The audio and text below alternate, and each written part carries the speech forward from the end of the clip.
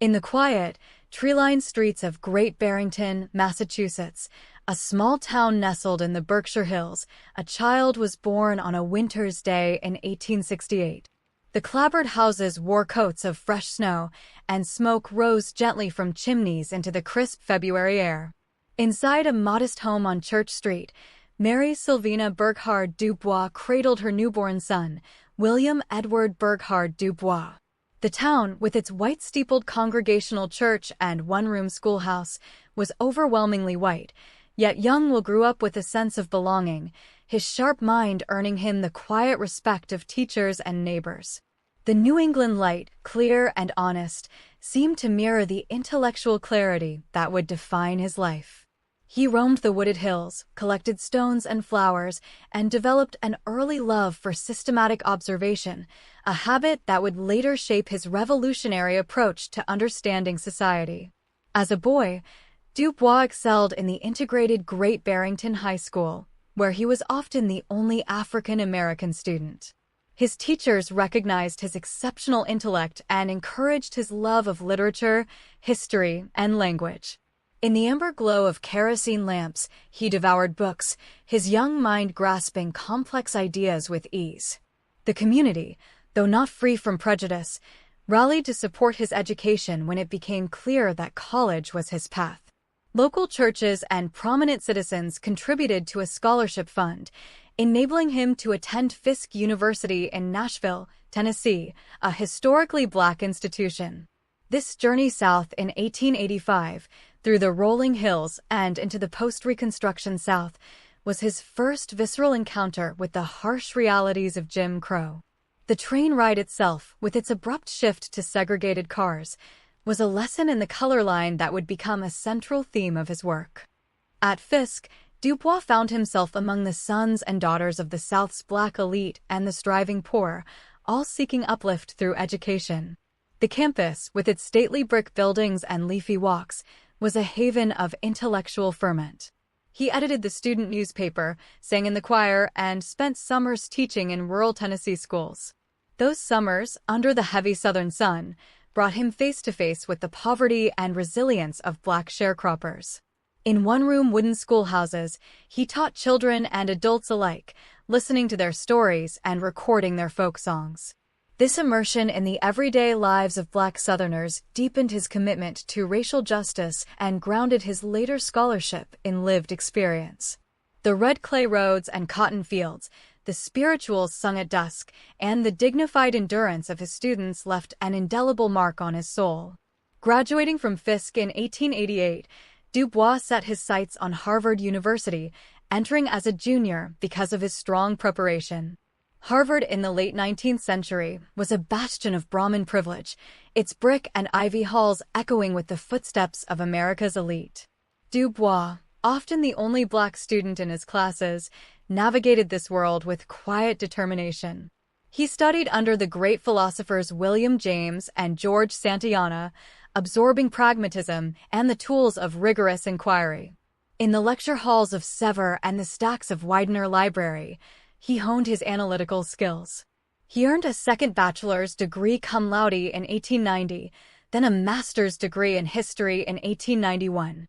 His thesis on the suppression of the African slave trade was a meticulous work of archival research, revealing his early mastery of empirical methods. The cool, dim light of the library reading rooms became his natural habitat, where he sifted through documents and constructed arguments with the precision of a scientist. Eager to broaden his horizons, Du Bois traveled to Europe in 1892 on a Slater Fund Fellowship to study at the University of Berlin. The German capital, with its grand boulevards, neoclassical museums, and vibrant intellectual scene, opened a new world. He attended lectures by leading economists and sociologists, including Gustav von Schmaler, who emphasized the importance of historical and statistical analysis in understanding social problems.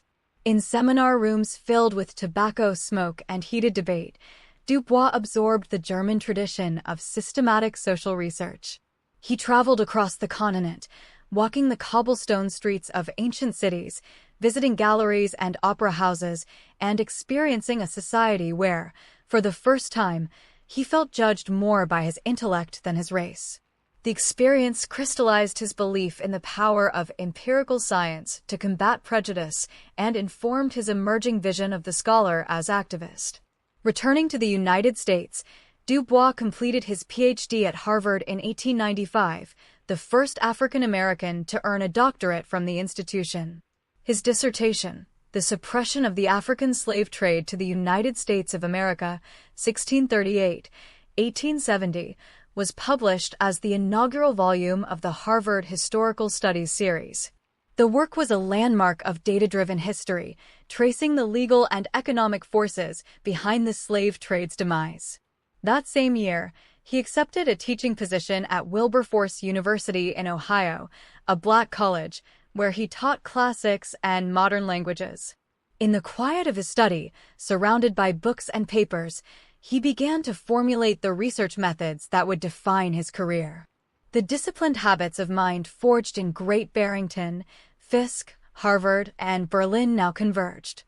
Du Bois stood at the threshold of a new century, armed with a profound faith in reason, a commitment to truth, and a deep love for his people, ready to wage a lifelong battle against racial inequality with the weapons of scholarship. Imagine the streets of Philadelphia's 7th Ward in the late 1890s. Cobblestones glisten under the flicker of gas lamps, and rows of brick row houses stand shoulder to shoulder, their stoops worn smooth by countless footsteps. This is the oldest and most densely populated black neighborhood in the city, a place where thousands of African Americans have built lives after migrating from the South. Yet, beyond the daily rhythms of street vendors and children playing, there is a deeper story, one of systemic neglect and hidden barriers. It is here, in 1896, that a young scholar named W.E.B.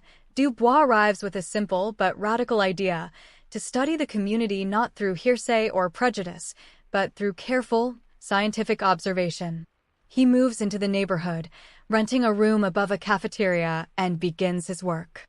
Every morning, he walks the narrow streets, notebook in hand, observing the texture of daily life.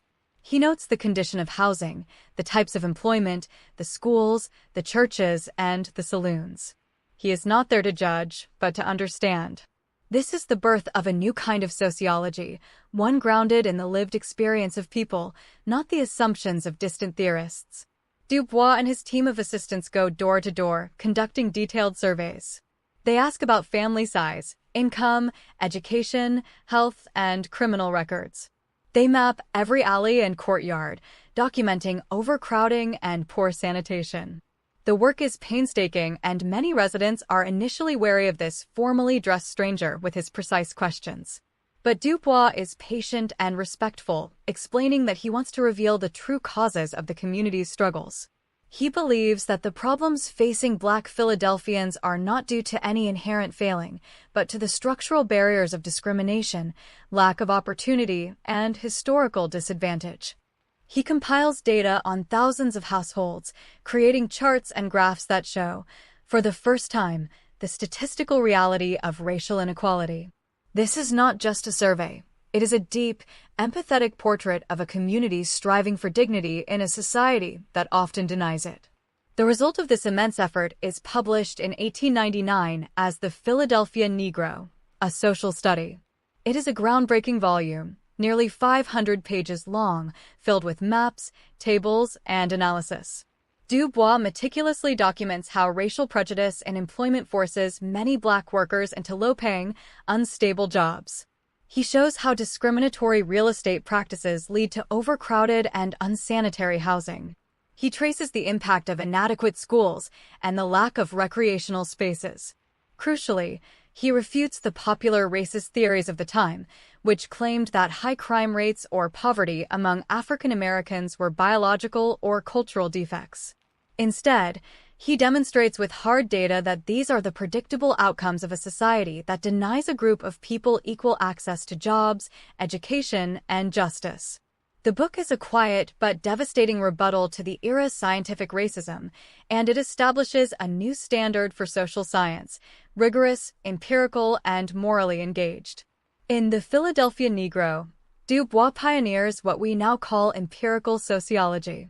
He combines quantitative data with rich ethnographic description, walking the reader through the streets and homes of the 7th Ward.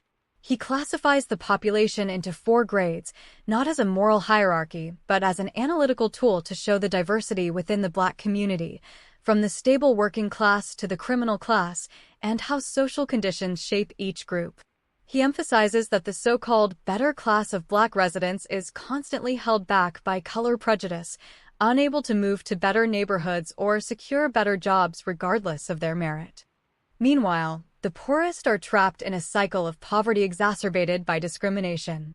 His study is a powerful argument that the Negro problem is actually a white problem, a problem of prejudice and structural inequality that harms both Black and white society. This was a radical reframing, and it laid the intellectual groundwork for the civil rights movement decades later. Though The Philadelphia Negro is now celebrated as a classic, its initial reception was muted. The white academic establishment largely ignored it, uncomfortable with its implications.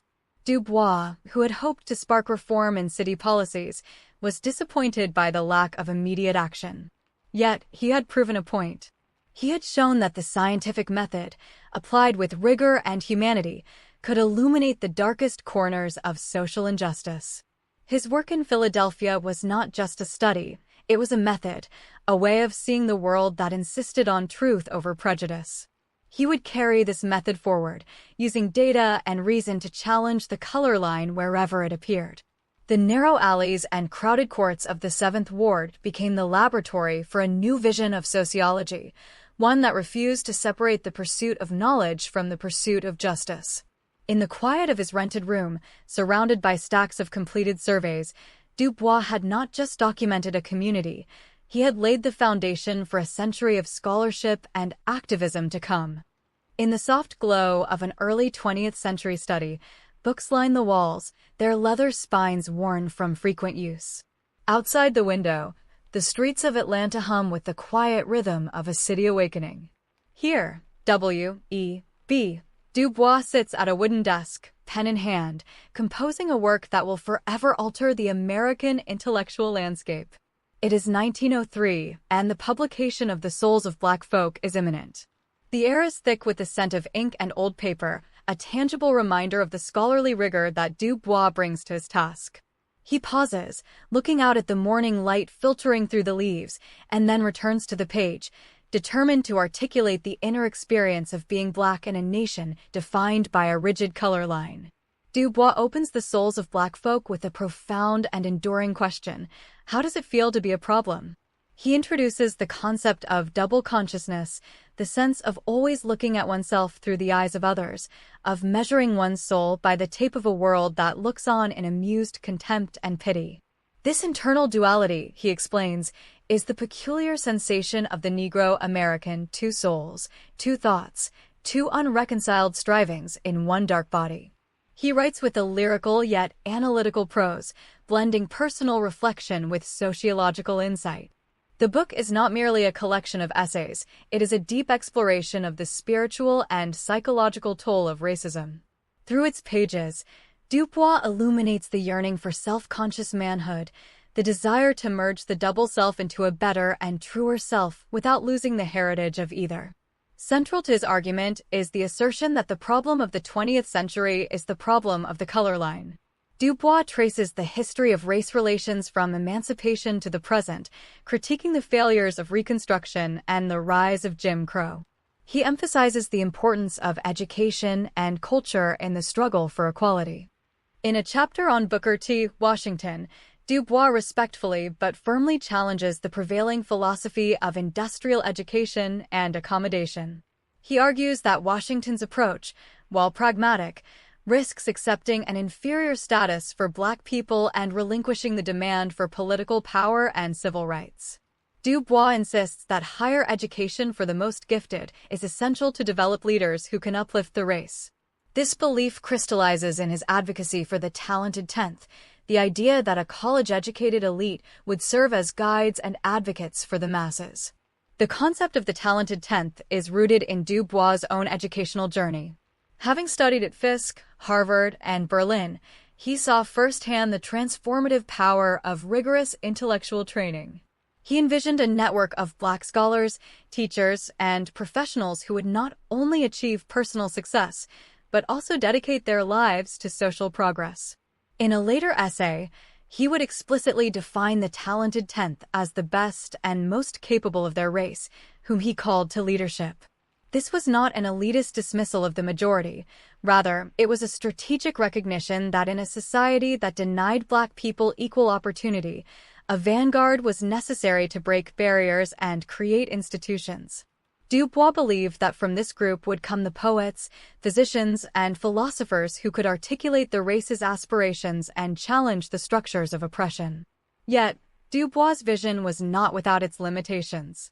In his early formulation, the talented 10th concept could be seen as overly reliant on a small cadre of leaders, potentially neglecting the agency and capacity of ordinary people.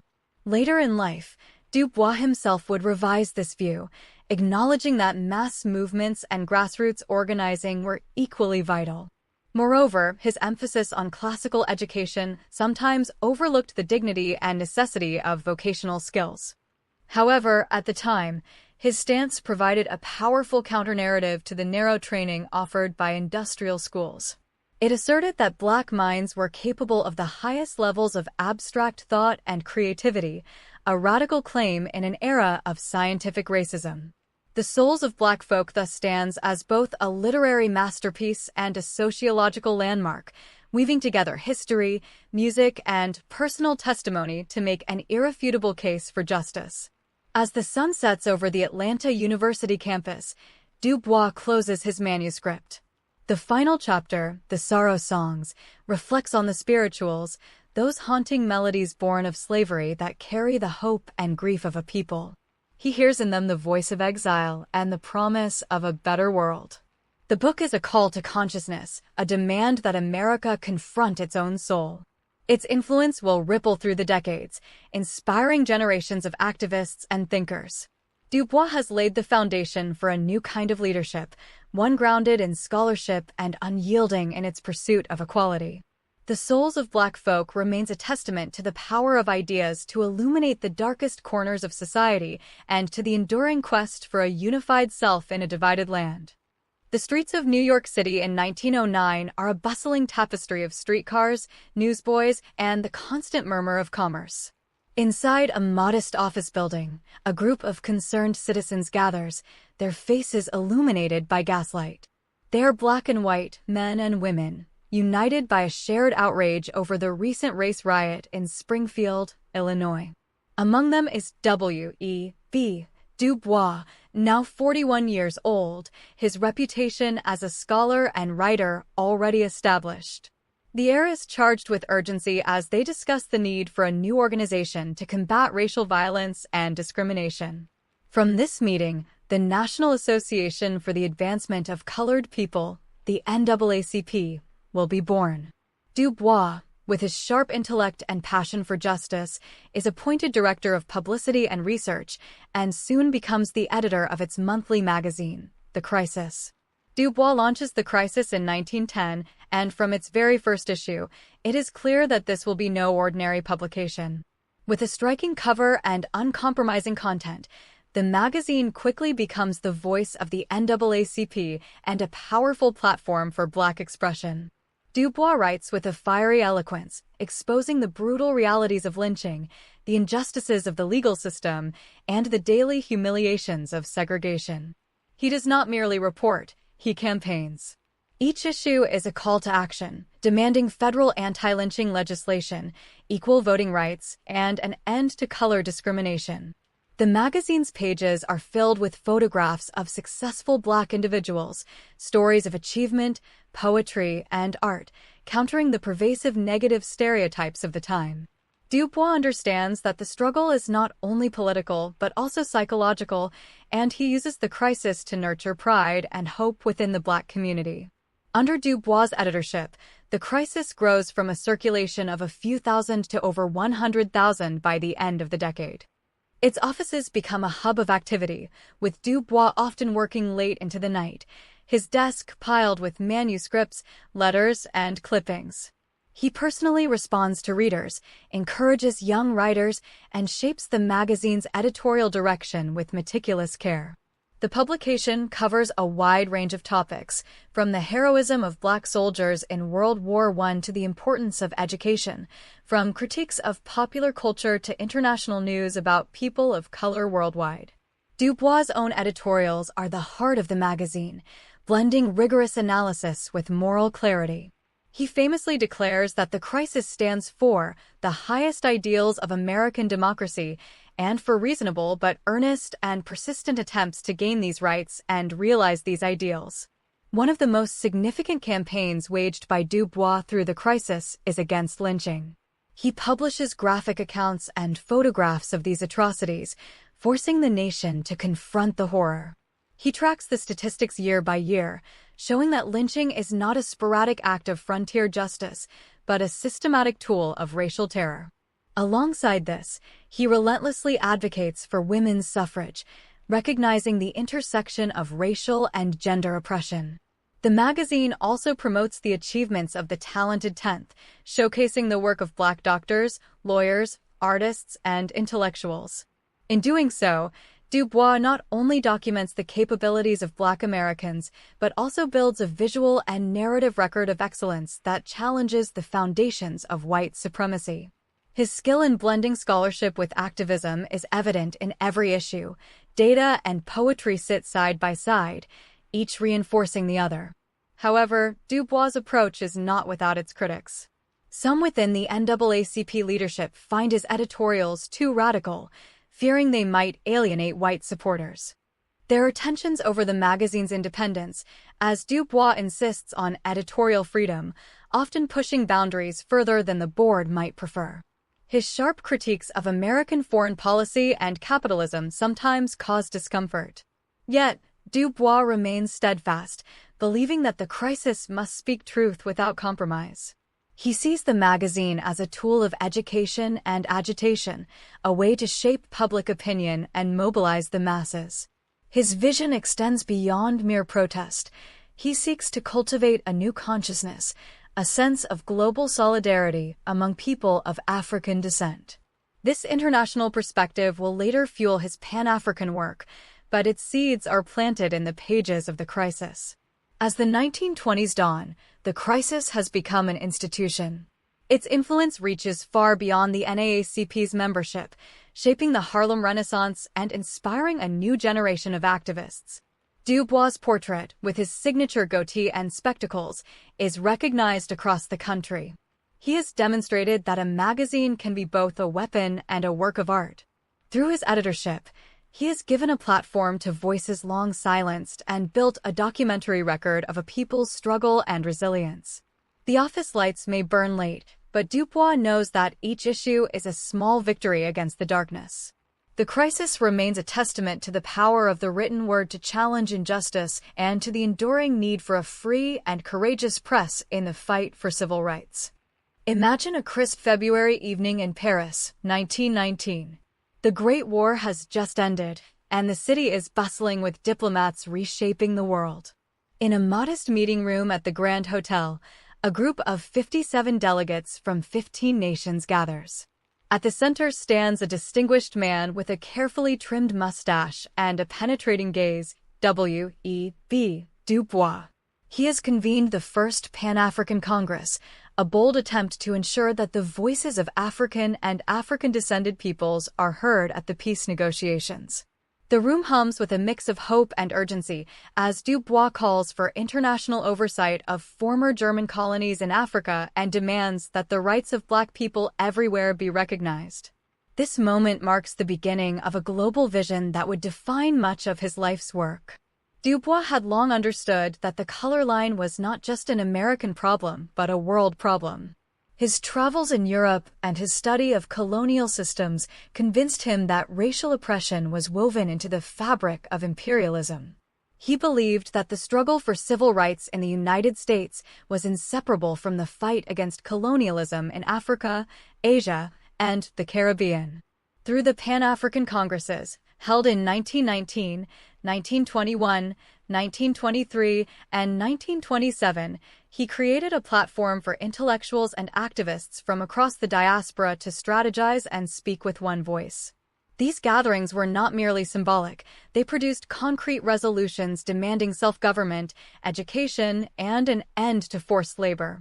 Du Bois' meticulous reports and eloquent speeches gave moral force to the growing demand for decolonization. In the 1920s and 1930s, Du Bois' global activism intensified. He visited Africa for the first time in 1923, traveling to Liberia, Sierra Leone, and Senegal. The experience profoundly moved him. He saw the rich cultures and ancient histories of the continent, but also the brutal realities of colonial rule. His writings from this period reflect a deepening commitment to Pan-African unity. He argued that people of African descent shared a common heritage and a common destiny, and that their liberation required international solidarity. He championed the idea of a Pan-African identity, not as a narrow nationalism, but as a unifying force against oppression. This vision influenced a new generation of leaders, including Kwame Nkrumah and Jomo Kenyatta, who would later lead their nations to independence. Du Bois also connected his international work to the everyday lives of Black Americans. He saw how the exploitation of Africa mirrored the exploitation of Black labor in the United States. In the pages of The Crisis, he drew parallels between the struggles of sharecroppers in the South and the plight of colonial subjects abroad. He argued that the wealth of Western nations was built on the backs of Black and brown people, and that true democracy could not exist while empires thrived. This analysis was radical for its time, challenging both American racism and European colonialism in a single framework. His ability to link local and global struggles made him a unique and sometimes controversial figure, but it also solidified his role as a bridge between continents. As the world lurched toward another war, Du Bois continued to advocate for peace and racial justice. He recognized that fascism and colonialism were twin evils, and he called on the Allies to commit to ending racial oppression at home and abroad. During the Second World War, he helped organize the Fifth Pan-African Congress in 1945, held in Manchester, England. This Congress was pivotal, attended by many future African leaders and marked by a more militant demand for immediate independence. Du Bois, now in his late 70s, was hailed as the father of Pan-Africanism. His decades of work had seeded a movement that would soon reshape the world map. Yet Du Bois' global vision also brought challenges. His outspoken criticism of Western imperialism and his later embrace of socialism made him a target during the Cold War. The U.S. government viewed his international connections with suspicion, and his passport was revoked for several years, limiting his travel. Despite these obstacles, he never wavered in his belief that the fate of Black people in America was tied to the fate of all colonized peoples. He saw Pan-Africanism not as a retreat from American struggles, but as an expansion of them, a recognition that justice must be universal to be real. His legacy in this arena is immense, laying the intellectual and organizational groundwork for the African Union and the global civil rights movement. As we reflect on Du Bois' Pan-African vision, we see a man who dared to imagine a world where the color line was erased not by assimilation, but by solidarity and self-determination. He taught us that the fight for dignity knows no borders, and that the arc of history bends toward justice when we bend it together. His life reminds us that, even in a world of vast empires and entrenched power, one voice, joined with many, can change the course of nations. Picture a quiet evening in Accra, Ghana, in the early 1960s. The tropical air is warm and heavy with the scent of frangipani. In a modest bungalow, an elderly man sits at a wooden desk, pen in hand, surrounded by stacks of papers and books. It is W.E.B. Du Bois, now in his 90s, his hair white and his movement slow, but his mind still sharp. Outside, the sounds of a newly independent nation hum softly, a nation he has chosen as his final home. Invited by his old friend Kwame Nkrumah, Du Bois is working on the Encyclopedia Africana, a monumental project to document the history and achievements of African peoples. This peaceful scene belies the stormy path that brought him here, a path marked by controversy, resilience, and an unyielding pursuit of justice. In his later years, Du Bois' political views grew increasingly radical. He had long believed that capitalism was inherently tied to racial exploitation, and by the 1940s, he openly embraced socialism. He argued that only a planned economy could ensure equality and that the Soviet Union, despite its flaws, offered a model for dismantling colonialism and racism. This stance alienated many former allies and drew the attention of the U.S. government. During the Red Scare of the 1950s, at the age of 83, Du Bois was indicted for failing to register as a foreign agent due to his work with the Peace Information Center, which advocated for nuclear disarmament. The trial was a national spectacle, but Du Bois remained dignified. In 1951, after a brief deliberation, he was acquitted. Still, the ordeal took a toll, and his passport was revoked for years, isolating him from the international community he had helped build. Despite these hardships, Du Bois continued to write and speak out. He published novels, memoirs, and political analyses, always connecting the dots between race, class, and empire. His 1952 book, In Battle for Peace, detailed his trial and criticized Cold War hysteria. He also became a symbol of resistance for a younger generation of activists who saw him as a living link to the early civil rights struggles.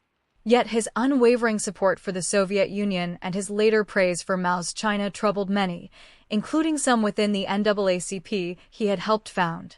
These controversies highlight a complex figure, one who could be both visionary and stubborn, whose moral clarity on race sometimes blurred when it came to authoritarian regimes. It is a reminder that even great minds navigate imperfect paths. In 1961, at the invitation of President Nkrumah, Du Bois moved to Ghana. It was a homecoming of the spirit. He renounced his American citizenship and became a Ghanaian citizen. There, he worked on the Encyclopedia Africana, seeing it as the culmination of a lifetime of scholarship and activism. He wanted to create a work that would correct centuries of erasure and give Africans and the diaspora a sense of pride and identity. Though he would not live to complete it, the project itself was a testament to his enduring belief in the power of knowledge. On August 27, 1963, on the eve of the March on Washington, Du Bois died peacefully in Accra. His passing was mourned worldwide, and the crowd at the march observed a moment of silence in his honor. Du Bois' legacy is vast and multifaceted. He pioneered scientific sociology, gave voice to the Black experience with the souls of Black folk, and co-founded the oldest civil rights organization in the United States.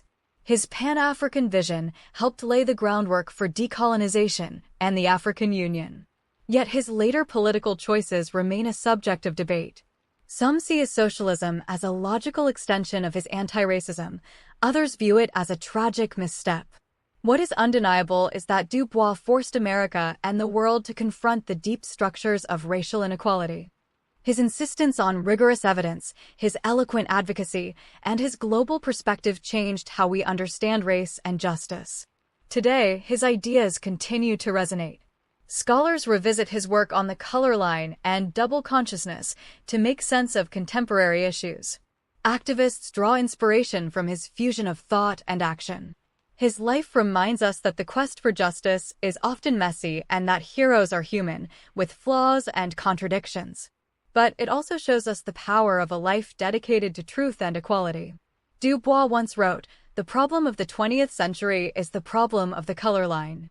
His life's work was to erase that line, and though it persists, his efforts brought us closer to a world where all people can stand in the light of dignity and freedom. As we close this chapter, imagine the old man in his Accra study, the lamp casting a warm glow on his face. Outside, the stars shine over the Atlantic, connecting Africa to the Americas. In that quiet moment, Du Bois embodies a bridge between worlds, a man who spent nearly a century building it, brick by brick, with words and deeds. His legacy is not just in the institutions he built or the books he wrote, but in the ongoing struggle for a more just and united humanity.